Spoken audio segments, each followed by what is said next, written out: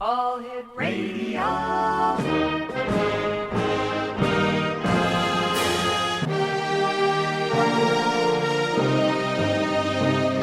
Welcome to the X Zone, a place where fact is fiction and fiction is reality. Now, here's your host, Rob McConnell.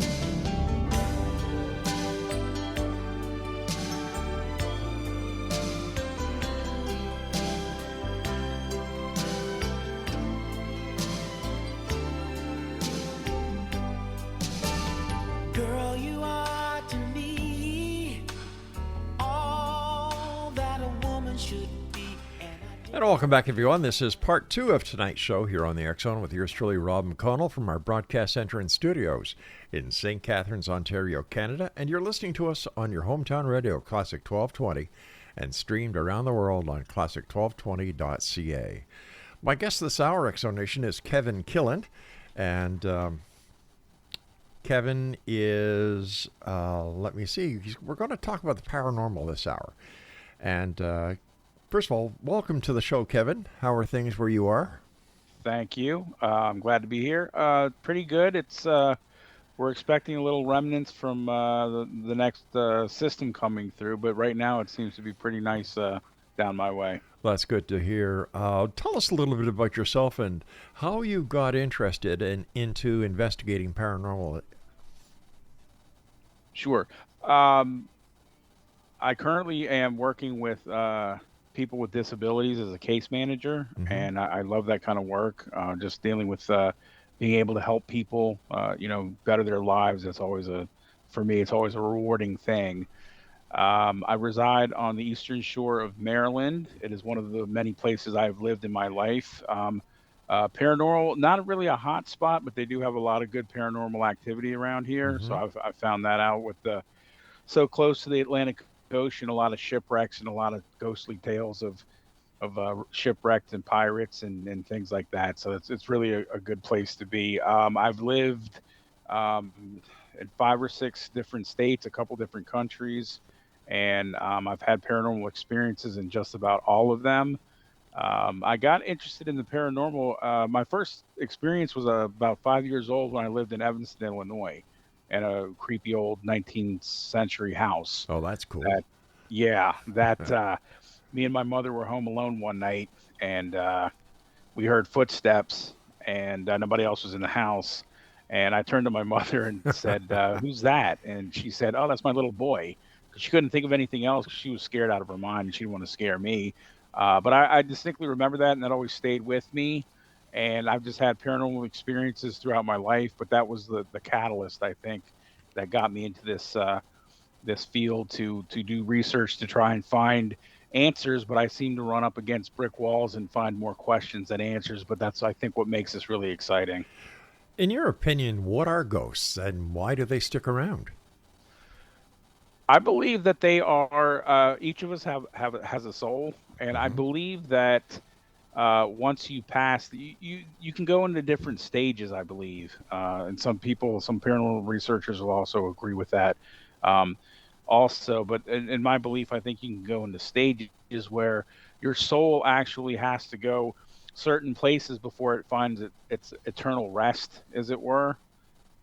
So I think in a lot of cases, very emotional, traumatic experiences, I think, keep us here. Like maybe a car accident, a horrendous murder, a lost love, something like that will keep the soul, I believe, here for a little bit of time, and then they have to pass into their own other realm. And then it kind of goes, they kind of go through, it's kind of like a maze I think it's like a maze. But again, these are all theories, nothing's proven, but I'm just going on what other people I've talked to and things that I've experienced. And Right. I believe that's kind of what happens to us. Why do you think that the scientific community just hasn't jumped in full force and worked with paranormal investigators like yourself to solve this age-old problem? Well, I believe because science again is a beautiful thing, and I really enjoy a lot of the things that they do, because obviously some of the greatest people in the world, I believe, were scientists such as Albert Einstein, who actually did believe in the afterlife, which is How true. a good thing. Yeah. But I believe it's the whole you got to show me, or I don't believe it, kind of Yeah. thing. And I think that's kind of what it is. And there's so many so many fraudulent things going on in the world that Hmm. you can do with your computers these days. So Oh I think gosh, there's yeah. so many disbelievers and skeptics out there because you can pretty much disprove anything that anybody says about the paranormal. How old were you when you had your very first experience, and could you relate it to us? Was that the time you and your mother were in the house and you Yes, heard and the? I was 5 years old. How old were you? 5 years old? Yes. My goodness. How do you think that affected your life after that experience when you realized what it was? Did that pique your curiosity, and is that when you really started sinking your teeth and questioning so much and getting involved in the paranormal? Yeah, and I will say one thing, and I think everybody kind of agrees with me. When you have a paranormal experience, your life changes forever. Hmm. So everybody that I've experienced things with or have talked to that have had experiences, it definitely is a life changer. I never forgot this first experience, and then as I got older and started getting into a lot of the reading a lot of books on the paranormal when I was younger, and just gathering that information. And then as I got older and continued through middle and high school Hmm. and beyond, when I started actually getting into the field and started to do investigations, but that's always stayed with me. And I think about it right now, and it's as vivid as it happened yesterday. Kevin, why do you think the paranormal is so popular these days? I remember when I started doing this show over 3 decades ago, not very many people were talking about the paranormal. Not many people were talking. Oh, I'm saying openly about UFOs, conspiracies, Bigfoot. What do you think the catalyst was to get everything out of the closet and onto mainstream media? Well, I think a lot of people have had experiences that they couldn't explain. And Hmm. again, the one thing, and I don't, it doesn't matter who you are in this field. When you have that first experience, one of the first things you think of is, "Am I crazy?" And Yeah. I've talked to, and that was me. Even today, even after all these years, I'll just double check. Hey, did I really hear that or see that or whatever? So I think that's a lot of it is the fact that there was that stigma attached to it for a long time, and that's still there. But I think as people want to find out what's going on, and they need um, something to hang their hat on. Right. Uh, so I think that's where the paranormal comes into play because people want to know really what's out there. They do want to connect with people, and that kind of kicked the door open, I think. And then all these shows started coming out and everything, which was great because I've enjoyed a lot of Hmm. them. But I think that there's no real catalyst. I think it's just as we kind of progress, excuse me, through time. I think it was just kind of it's time, sort of. Yeah, I'd like to take my hat off and say that the internet, in my opinion, was the biggest catalyst, because once everything got on the internet and the information was starting to be exchanged and shared, the genie was out of the bottle. There was no way putting it back in. Absolutely. Yeah. The TV shows. What are your opinions on that? Because I don't know. I watched a few of them, and I don't know. They just seem so phony. Yes. Unfortunately, I think many of them are, and I think also a lot of them give false representation of what exactly these things are, what happens. Because Hmm. I've gone to investigations where I will sit there all night and get nothing. Yeah. And then you'll see some of these shows where it's like one thing after the other, and I'm like, that does not happen like that, at least not to me. And then I talk to other researchers, and they're like, no, that doesn't happen like that. So I think that's part of it is the fact Hmm. that, um, yeah, I think, and again, you got to remember TV is ratings, and I Yep. hate to say that, but and it's also money. So I think a lot of this, you know, they don't want to see you sitting in a graveyard getting nothing all night. They want to see the demon come through the door, and unfortunately, that's kind of what happens. Would you classify paranormal investigators, I mean true paranormal investigators, as also educators and historians? Oh, absolutely. You in this field, you have to. You have to be well prepared. You have to do your research, Hmm. and a lot of the things that's really cool that I've found. is again the historical aspect of a lot of these investigations, because a lot of this is from years gone by. So if you know the backstory of a house or a place, and you pick something up, perhaps, then you can kind of pinpoint, hey, this could be this guy over here or whatever. So it's really just, again, and I'm a history buff, so Yep. this is just kind of part and parcel for me. What has been your most frightening investigation that you've been on? I mean, besides the one that where you were 5 years old and started the fire in the belly to get to the bottom of this. I would say probably my first capture of an electronic voice phenomena. I was probably about a year out of high school, and my house that I grew up in Northern Virginia, it wasn't a very old house, but there was a lot of emotion, a lot of negativity in that house due to a lot of different things I won't go into. Sure. So there was a lot there. The way I described my house then was sad. It was just a sad house. But anyway, I'd really gotten into the paranormal at this time through high school, and I'd done a few EVP sessions at other places and didn't really get anything. But usually there wasn't a lot of people. There's usually a lot of people in my house because my friends and my brother's friends and this and that. It was kind of always in and out. But this one particular night, there was no one in the house at all. I was the only person in the house. I said, hey, you know what? I'm going to do an EVP session. So I went ahead and did that. And I asked a specific question. I said, if you're here, show me. And when I came back at the very end of the tape, this voice came through and said, I've shown you, ha ha.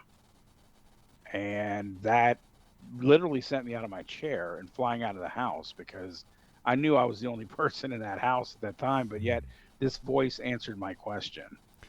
Why is it that when you're doing an AVP session, you ask a question, pause, then you ask another question, pause, and you don't hear the reply until you play back the session? Why is it that you cannot hear the session? You cannot hear the spirit or the ghost actually giving the answer, and yet the answer is recorded?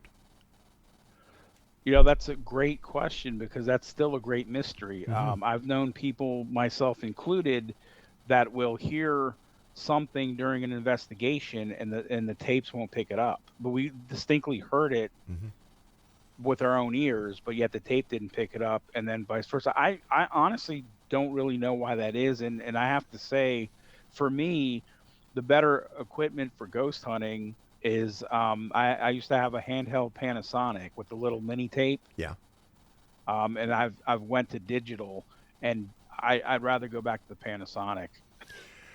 All right, Kevin, please stand by. You and I have to take our first break for the evening. Exonation, our guest is Kevin Killen. His website is ozarkmountain.com. And we're going to be talking to Kevin when we come back from the break about more paranormal experiences. Plus, we're going to talk to Kevin about his book, Ghosts and Me. This is the X Zone. I am Rob McConnell, and the X Zone comes to you Monday through Friday from 10 p.m. Eastern until midnight, right here from our studios and broadcast center in St. Catharines, Ontario, Canada, on your hometown radio, Classic 1220, and streamed around the world on classic1220.ca. If you'd like to send me an email, if you have questions, if there's a special guest you would like us to bring on, or if you'd like us to help you connect with somebody who could help you with a problem that you're having within the realms of the paranormal or parapsychology, my email address is xzone@classic1220.ca. Kevin Killen and I will be back on the other side of this break. Don't go away.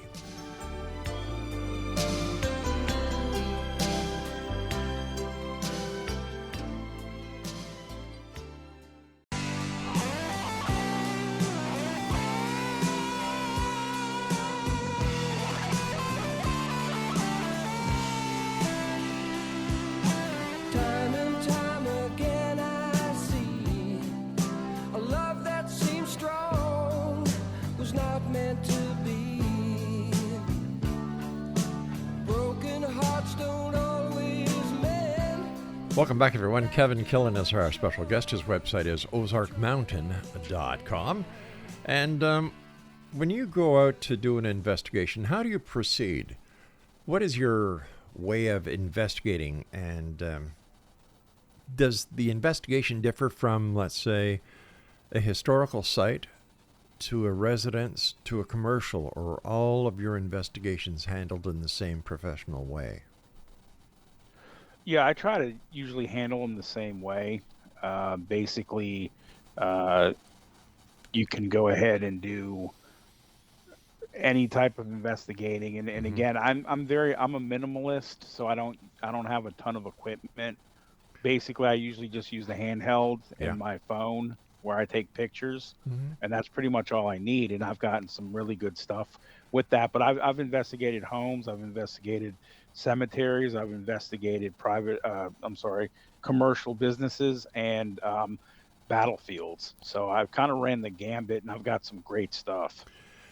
Um, Battlefields. You're in an area that is very rich with history from, let's see, the Civil War, I believe. What kind of investigations would you do in historic sites and battlefields?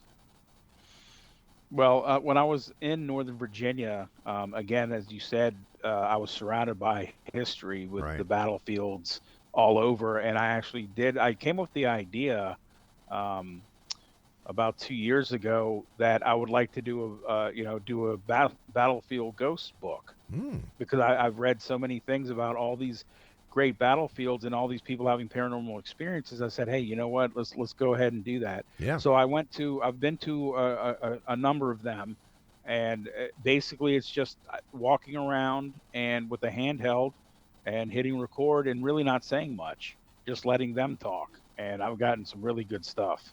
Why do you think that these spirits, ghosts, or entities stick around, that they haven't decided to move on yet? Or is this like a magnetic resonance that is caught within the electromagnetic areas of the world, and that these spirits or whatever they are just can't escape?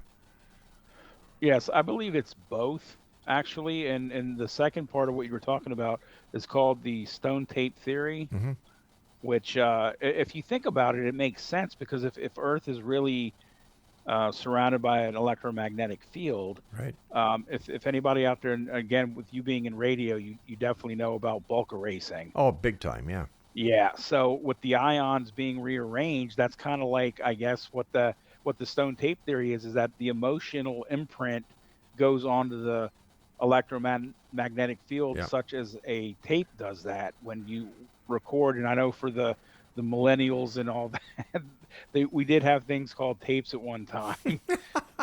And I believe me, and I know I joke about this, but I know people who don't know what a phone book is, and that's kind of like when there's like, what's a tape, and they're not Wow. kidding, they really don't know. But anyway, um, so yeah, I think that is true, and also Hmm. I think some of them just stay back because there's an emotional trauma or a sudden death, and they just don't know what happened to them, and they don't know to go to the light, or whatever they have to do. They just kind of linger, and they don't know. But one thing that I found really to be interesting is a lot of the spirits that people see, they notice they have a reaction, so they're actually seeing them. Wow.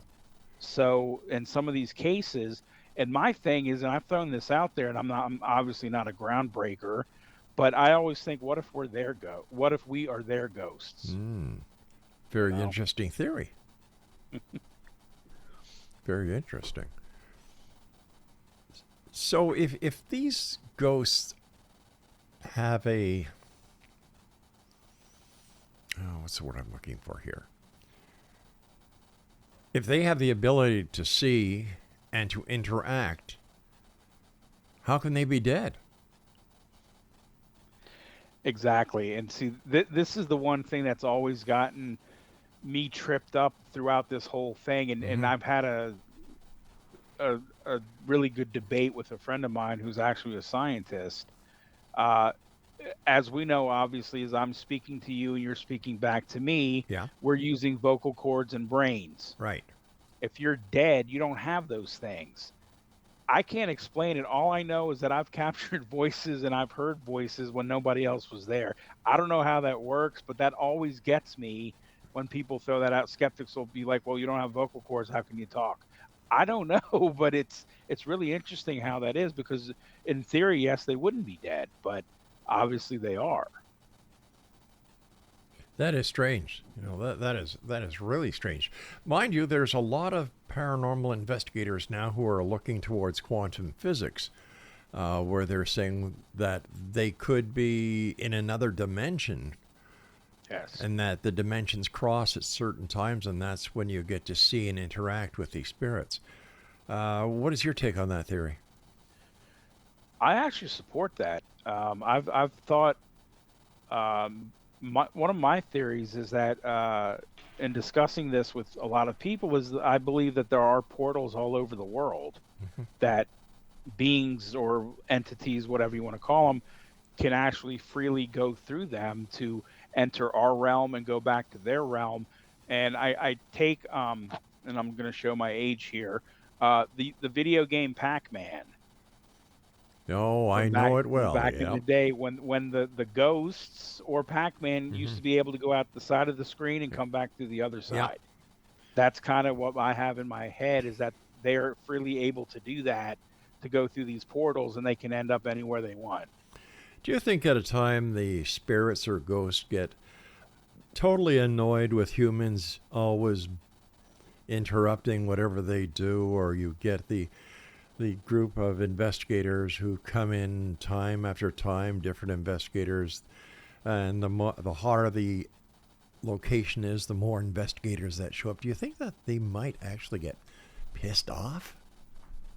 I believe in certain cases they do. And it's really interesting, because I'm glad you brought that up, because I always wondered about this, because I usually don't return to to the same site more than once. It's just there's just so many out there that I usually don't. However, I've seen a lot of videos and TV shows where people will go back to certain sites over and over, and the spirits seem to know certain investigators from the last time. And it's really cool, because I guess it's kind of like I'll take, for example, we have a lot of hospitals that are closed down that people go into, and they interact with whoever was there, and they'll come in, 3 or 4 or 5 times a year, and then by the 6th time they'll say, hey, my name is whatever, do you remember me? And they'll pick something up like yes or whatever. So, but I think it does, in some regard, it works the other way too, is that they're just tired of people coming into their territory and traipsing through there, and with their recorders telling them to speak, and that's when I think people get stuff thrown at them. Yeah, I've spoken to a few members of the paranormal community who actually are rather crude and vulgar when they do their investigations, and to me that just shows a total lack of respect. Absolutely. I mean, you wouldn't want anybody coming to your house now and start cussing at you. No. And I know that some people get better results by provocation, by doing that. I don't believe in that. I believe you need to respect them, because my theory is that they were obviously people at one time. Right. So this is their soul left over. And basically another theory I have, and I agree with this, whatever personality you had on Earth, you're going to have that in the afterlife. So if you're mean, you're going to be mean as a spirit. If you were a good person, you're going to be a good spirit. And that's just, I think a lot of people agree with that in the community, is that's kind of how it goes. Is there a divide when it comes to the paranormal and religion? Because if we look at the fact that if somebody dies and their spirit remains here, does that mean that this person contradicts a religious philosophy by not going to heaven or nirvana or wherever the philosophy believes one's soul goes after death? Yeah, I think it really does, but it's really interesting. In my time in high school, I had a lot of friends that were from Southeast Asia, and obviously their religion was Buddhism. Right. And I got some great stories from people in haunted temples, both in their country and in America. But it always made, because they fervently believe in spirits. Like everyone that I ever knew, and they were from like Thailand, Laos, Vietnam, Cambodia, they all believed that, and their families believed that. They have the altar to the Buddha and everything, but they always were afraid of ghosts, and it was just really cool to be like that. But I know that a lot of Western philosophy and religion also do that, so it does contradict. But then you sit there and you think of the Father, the Son, and the Holy Ghost. So I mean, there is that conflict there, obviously. But the Holy Ghost is in the realm of I believe that, according to one of our theologists that we had on, that the Holy Ghost is a representation of the soul, the spirit, that when the person leaves this plane, only their soul or their spirit returns to heaven. But if that is true, then that would mean that any of the ghosts that remain on this plane are evil. So, it's rather a perplexing thought when you start bringing theology into the paranormal and the paranormal into theology. Oh, absolutely. Like I said, I've had some debates with religious people about this, and I've talked with, and the one thing that it really bugged me for a long time is that a lot of these shows, if it's they're calling it a demon in the house, so it's always Roman Catholics, and it's always been that way. As far as when I was a kid, I used to read these books, and it always seemed like the Roman Catholic Church was involved, no matter what was going on in the house. And I always thought that was weird, because I was like, so that, to me, I always just said, okay, so only Roman Catholics, only ghosts can go to Roman Catholic houses, because it kind of seemed that way. And then later, as I got further into this, it was like, no, it doesn't. I've known agnostics, and I've known non-believers that have experienced stuff that they don't even understand. I've got about a minute before I have to go to my next break. How do you prepare yourself for an investigation? How do you protect yourself from not bringing something or someone home with you that you really don't want to have around? My thing is, my tried and true method is I tell, I'll say, if you're with us, you cannot come with me. You stay here. And that 9 times out of 10, that will work, but it doesn't always. When we come back from this break, let's talk about that, because that's something I've often wondered. If people go to an antique store or a yard sale or garage sale, and they unknowingly buy something that has a spirit attached to it, how do they get rid of it? How do they know that there's a spirit? And maybe you can help us with that situation. Kevin Killen is our guest this hour, Exonation. His website is ozarkmountain.com. And we'll be back on the other side of this short break as the X Zone continues with yours truly, Rob McConnell, from our broadcast center and studios in St. Catharines, Ontario, Canada. Don't forget, you can always listen to past episodes of the X Zone right here on Classic 1220 by going to X Zone on Radio, classic1220.ca.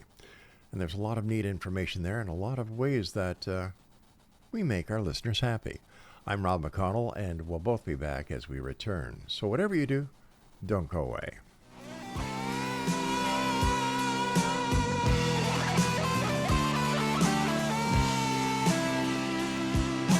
Time and time again I see a love that seems strong was not meant to be.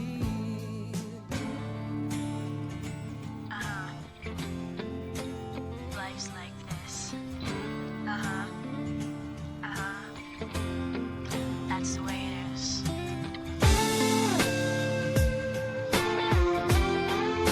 'Cause life's like this. That's the way it is. Chill out, what you yelling for? Lay back. And welcome back, everyone. Kevin Killen is our special guest this hour here in the X Zone from our broadcast center and studios in St. Catharines, Ontario, Canada, on your hometown radio, Classic 1220, and around the world on classic1220.ca. If you'd like to find out more about our guest, Kevin Killen, visit his website, ozarkmountain.com. Before we get back to the paranormal, tell us a little bit about your book, Ghosts in Me. Sure. It's basically, I call it a paranormal memoir because it covers from the time I explained my first incident Right. to about 4 years ago, and I've had experiences ever since then, and I've run the gambit. I've had the footsteps with no one there. I've had the voices. I've seen things. I've heard things. I've had a shadow person incident. I have an attachment. It runs the gambit of paranormal stuff, and it was just I think it's me. I think I joke that I'm a ghost magnet, but honestly, when you read the book, you kind of wonder because I've had all these experiences throughout my life. Well, first of all, congratulations on your book. And I Thank think you. that by people reading it with the way that I love your attitude and how you look at things, I'm sure that this will be a great asset to anybody who is interested in the paranormal or who would like to become a paranormal investigator. So hats off to you. Is your book available on Thank you. Amazon.com? Yes, Amazon.com, OzarkMountain.com, pretty much anywhere books are sold, you can pretty much get it online anywhere. So That's great. it's also available in audio form. Super. We were talking about attachments before we went to the break. If somebody buys something and they bring it home and all of a sudden things start going wacky, what should they do? Well, I think first of all, what they should do is again, and that's one thing that I really enjoy now is that we have so much of is compared to back then when I was actually younger and getting into all this is we have more help out there in the way of because I remember back in the early 80s and even the mid 80s and the 90s there wasn't a lot of people that could help you other than your priest or one of the Warrens, and that took forever. So there's a lot more people out there that are actually offering their services free of charge, at least the good ones are, that you can turn for help. But honestly, like I said, the one thing you have to do, and I've found this out to be true, is that as I've gone through this journey, is that not every creak in the floorboard is a ghost. It's just a creak in the floorboard. So you have to make sure, is that pipe, something hit that pipe, or is that the water coming through, or whatever the case may be. You need to really go and look at it rationally first, and then once if you totally can cross everything else out, again, there's people that will help you, and I know I've watched a lot of these great shows out of Canada, so you guys have a lot of great people up your way. So that's really good. Yeah, I had the great pleasure of working with the cast and crew of Canada's Creepy Canada for a number of years. And we had some great people on the cast as well as experts that were called in by the producer, who was a good friend of mine, Bill Burke, and Brian O'Day. So yes, thank you for the compliment, and I'll certainly pass it on to my Canadian colleagues. What about... I'm just going to go back a little bit because when we were talking, we mentioned the Catholic Church. And it seems that, if everything that was there was always a Catholic involved. What happens if the ghost is not Catholic and you bring a Catholic priest in to help with the problem? Yeah, that's a very good question. And again, I would consider myself agnostic. Right. Honestly, like I said, I think man did not do everything. There is some supreme being out there. In my belief, I don't know whether it's Buddha or Jesus Christ or whoever, but that's a really good question. I don't know. I feel that if you have the same belief system in, again, God, Buddha, Allah, whoever, a higher deity. Yeah, that I think it doesn't really matter. But again, like I said, it just seems like it was always Roman Catholicism involved here, but it was always demons and demonology, and that's almost like hand in hand, and it always seemed that way. And it was like they're not all demons, but they kind of make you believe, because I think in their world, demons is more sexier than ghosts, and I think that's kind of what these TV shows do, unfortunately. Well, I've never heard of a ghost, causing an exorcism, or causing a possession, I should say, where an exorcist has to be called in. Right. So How do you tell if a person is a good paranormal investigator or source compared to one that just isn't? If somebody has a problem and they're looking for help. One of the first things that I learned Mm-hmm. in this journey was a lot of the people who do not charge are kind of the real deal. Now that's because again, there's so much fraud going on everywhere that I've known people that are saying, "Oh, I'll get rid of your ghost for $300." You Wow. can't put a price tag on this stuff, but unfortunately, swindlers will, and a lot of the people that I know that will do this free of charge, or they'll ask for a donation. Right. And I think those are the ones that I've come across that are the real deal. And the same thing goes with fortune tellers, tarot readers, and all of that. Um, I've come across some really really good ones, and I've come across people that I've pointed out were frauds. I wonder if ghosts actually sit on, you know, park benches and just watch us humans go through our regular day, and what the conversation might be like. Oh my God, they're still morons. Look at this. Look at this. Nobody's talking to each other anymore. They're just talking into these little boxes. What the hell? How far do you think paranormal investigation has progressed over the last, let's say, 10 years? Oh, I think leaps and bounds. And I think that's due to the technology. I mean, some of the things that they have out there to detect spirits is beyond belief. And some of it I just think is just garbage. But some of it it's kind of neat. But, it seems like, and it's funny because I've noticed this I've watched 3 or 4 different ones. There's a couple out there that I won't even mention, but they seem to have a show every 6 months with other people, and it's like, wow, they keep getting these ghost shows, and that's cool, and I like them. But they seem to always use the same equipment, which is kind of neat because it shows me that, okay, they know what this guy's going to do to use this, so we'll use this over here as well.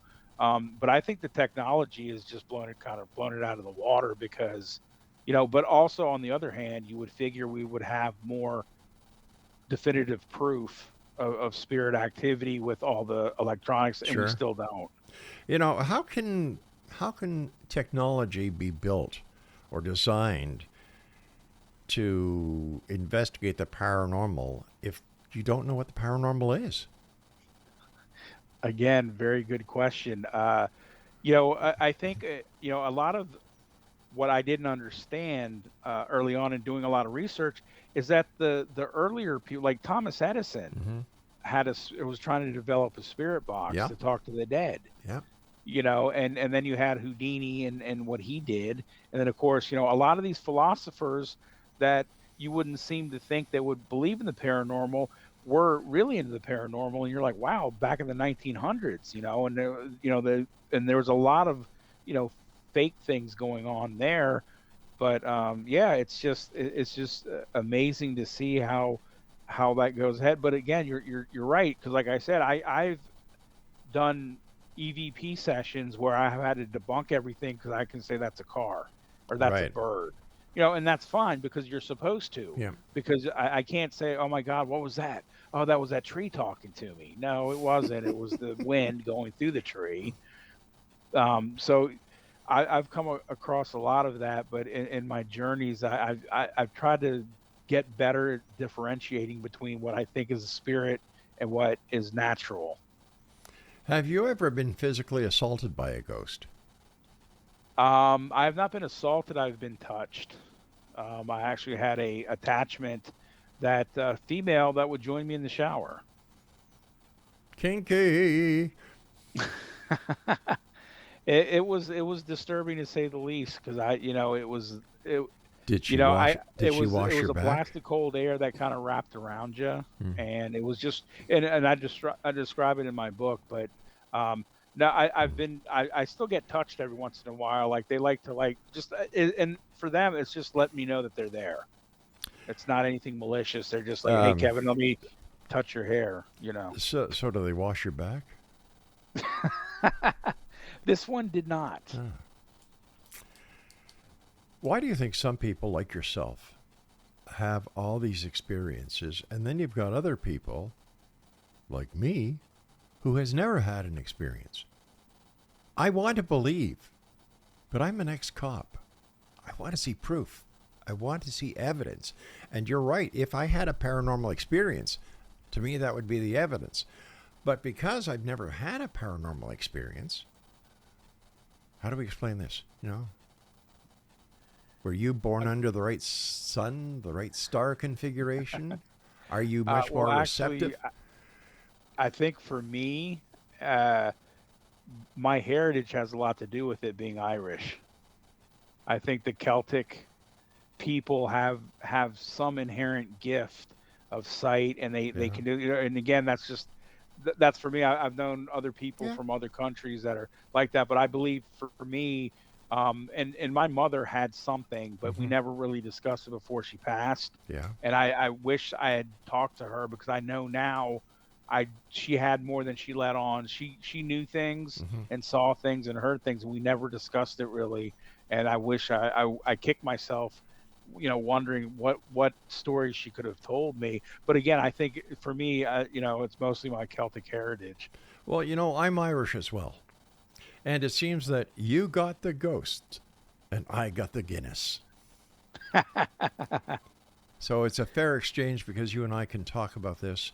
And there's so many stories out there. And I think all we need to do is listen more to people, and give them the chance. People will tell you, but they're afraid of being ridiculed, Yes, and laughed at. And I think that the work that people like you do and other credible paranormal investigations are doing are certainly helping a lot of people to realize that, hey, you're not alone, and that what you claim to have happened to you, because you believe it happened to you, it's real. And how can we make a judgment call if we were not there with you when you had that experience? So once again, my hat's off to you and other credible paranormal investigators. Hey, listen, we've got to take our final break for this hour, Kevin, so please stand by. Exonation, Kevin KILLEN is our special guest. His website is ozarkmountain.com, and the name of his book is Ghosts and Me. It's available on all online bookstores. It's also available at his website at ozarkmountain.com. And when we come back, we're going to be wrapping up some questions here with our good friend and guest this hour, Kevin KILLEN, as the X-Zone continues with yours truly, Rob McConnell, from our broadcast center and studios in St. Catharines, Ontario, Canada, right here on Classic 1220 and streamed around the world on classic1220.ca. That's the way it is.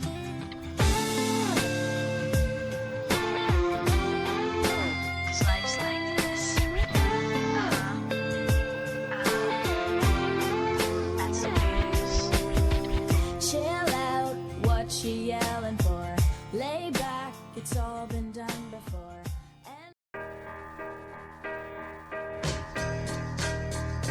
If you want it, here it is. Come and get it.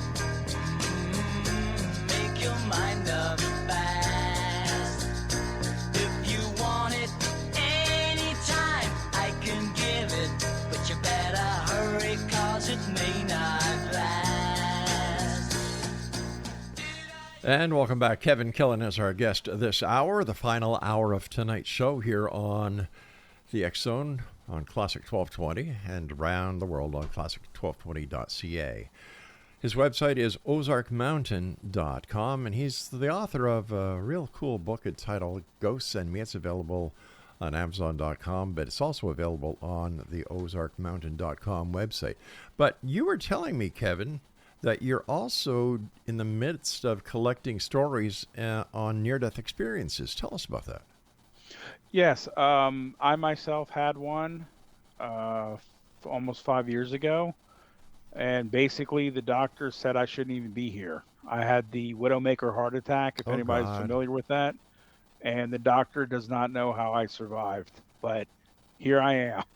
So I've been really interested in stories, and I'm gathering stories for a compilation book And I've got a lot of good stories so far, but I definitely could use more. So if anybody out there would like to submit a story, you don't have to. You can submit it anonymously. That's fine. And you can send it to my website or my email at KKILLEN, B as in boy, T as in Tom, KKillenBT at gmail.com. And again, it can be anonymous, but I know there's a lot of great stories out there. I've already gathered a good amount, but I definitely would like more. So if anybody would like to relate their stories or any other thing paranormal, feel free to shoot me an email. I love getting back to people and talking about this. This is obviously one of my favorite topics to talk about. With all the research that you've done and the stories that have come into you from people who have had near-death experiences, is there a common thread? Yes, there seems to be the white light. That seems to be the common thread that I've found throughout a lot of these is that they see this paradise type thing, and they're told it's not their time, and they come back to their body. That's kind of what I've seen throughout a lot of these stories. What was your near-death experience like? Mine was not anything like that.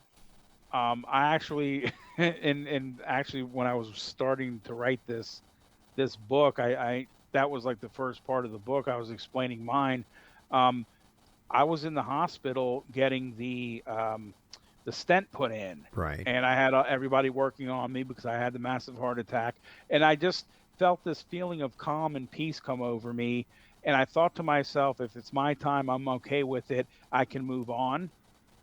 But there was no relatives in the corner. There was no white light other than what was ahead of me on, from the hospital.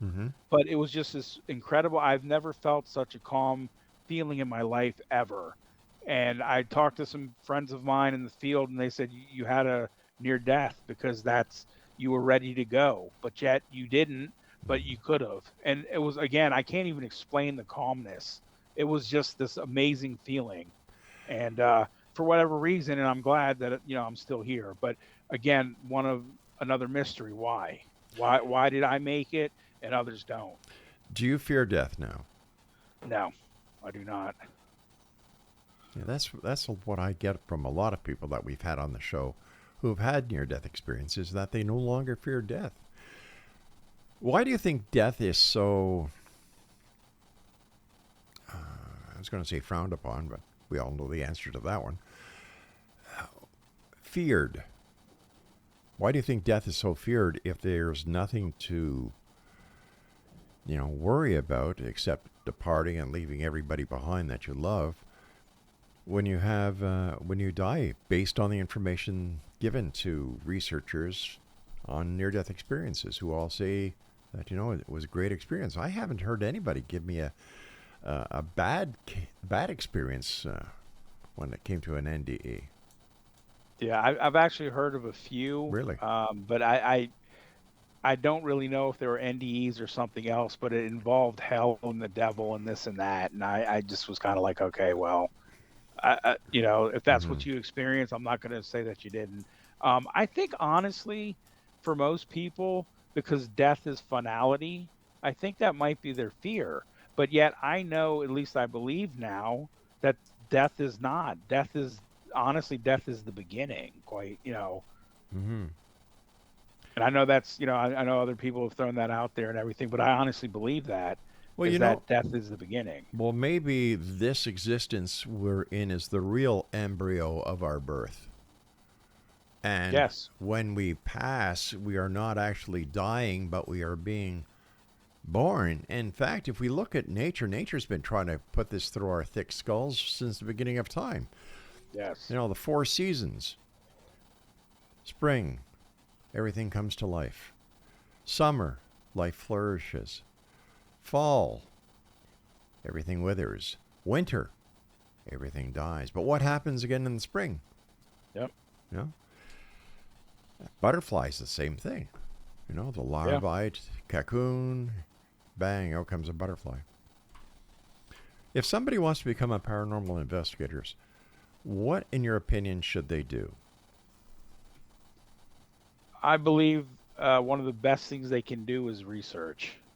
I don't think that you have to be like me and have experiences. There's a lot of skeptics that are on teams that never have any experiences, but they're a vital part of the team. So I think research is the key. And if you're able to get in touch with some investigators that are able to give you some pointers, you can do that. And again, if there's anybody out there that wants that, I'd be more than happy to give them some pointers on anything they have questions about. But I think research is the key. How do you deal with skepticism? If it's done respectfully, I'm okay with it. I mean, there's a lot that it's been a lot, and the thing is with me, it's not so much the fact. It's like I don't ridicule you for being, whatever they're doing, but if you come to me and say, hey, I don't believe in ghosts, that's fine. I have no problem with that. But when they start saying, ooh, oh yeah, oh ghost, yeah, there's the one behind you, and just start and I've run into these people. As a matter of fact, members of my own family. Wow. I've had to have. I've actually stopped talking to, because it was to the point where the ridicule wasn't even worth it, and I was just like, I'm done with you people. So, but for the most part, I think most people, and it's really interesting because I've worked in some workplaces where they'll hear me and they'll like, oh, hey, that's great, you wrote a book and everything, and they'll kind of give you a side look, that side glance, Right. and then when they're alone, oh, hey, Kevin, by the way, this happened to me, and they don't want to tell you in front of people, Yep. but afterward, alone, getting you off by yourself, all of a sudden they got a ghost story. The famous words I hear are, "You're not going to believe me, but." Yes. And there's a lot of those people who have the stories who don't get the opportunity to tell them because, like you were saying, even members of your own family have kind of shunned you because of what you do and what you believe in. Yep. That is sad. One more thing before we get going here. Shadow people. Once again, something that's relatively new in the paranormal world. Where did they come from? That's one of life's great mysteries. I've heard so many different versions of what they could be and what they might be, but nobody definitively knows anything about them. And it's just amazing that I've talked to people who have had these experiences, and myself having one. And it freaked me out because this thing went to the ceiling, whatever it was. It went all the way to the ceiling. That's how big this thing got for me. But there's like the red-eyed one, the one with the hat. There's just so many variations of them. And some people, and honestly, some people think they're aliens, and some people believe, and this is actually, I think, a little plausible, is that they may be spirits who have not formed yet. So they don't have the energy to form fully, so they're still black in color, so they're just spirits who haven't turned white or whatever. I mean, that kind of makes sense to me. What other aspects of the paranormal do you investigate? Mainly right now it's spirits, but I'm really big into cryptozoology, Bigfoot, dogmen, things Right. like that. Yeah. I've actually tried to plan with some friends of mine a excursion to the Pine Barrens of New Jersey to search for the Jersey Devil, and perhaps gathering some information and writing another book about that, because that's always fascinated me. Why do you think there hasn't been any evidence to substantiate the existence? I mean, hardcore evidence, like a cadaver of a Bigfoot. If all these people are going through the woods and the forests of Canada, the United States, looking for this creature, nothing. I believe that's where the portals come in. I believe that they go through different dimensions through portals. So if a Bigfoot dies, they pick them up and take them with them through a portal. That's just what I think. I don't know, but that's just kind of what my thinking is that they travel through portals. One thing I've learned doing this show for so long is that anything is possible. What are your final thoughts that you'd like to leave with the X-Zone Nation tonight, Kevin? Just, keep an open mind, and, you don't have to be a hardcore believer, but, not to rip off the X-Files, but something is out there. And that there are, there are a lot of people out here just like you. And as a matter of fact, that's one of the reasons I wrote my book, is because I wanted to let people know, hey, this is who I am. And I've gone through a lot of these, trials and tribulations, but hey, I know what you're going through. I've been there. And that if you need any advice or help or whatever, feel free to talk to me. And I've actually talked to a good number of people out there that have asked questions about that. But just, stay strong. And honestly, I would fear the living more than the dead. Hallelujah. I agree with you 100% on that.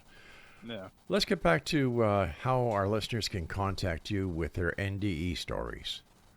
Sure. They can contact me at my personal email account. It's KKILLEN, B as in boy, T as in Tom, KILLENBT@gmail.com. And for copies of your book, all they need to do is go to either Amazon or to the ozarkmountain.com website, right? Yes, and I have my author's page there, and they can just type in "Ghosts in Me" and it'll pop up, and it'll give you all the different copies, including the audiobook, and they can purchase it there. They can go on Amazon and do the same thing, and they'll all pop up there as well. So in your opinion, when it comes to exorcisms, I'm sorry, not exorcism, but possessions, cases of possession like the one on The Exorcist or the case of Amity, are they fact, are they fiction, or unknown at this time?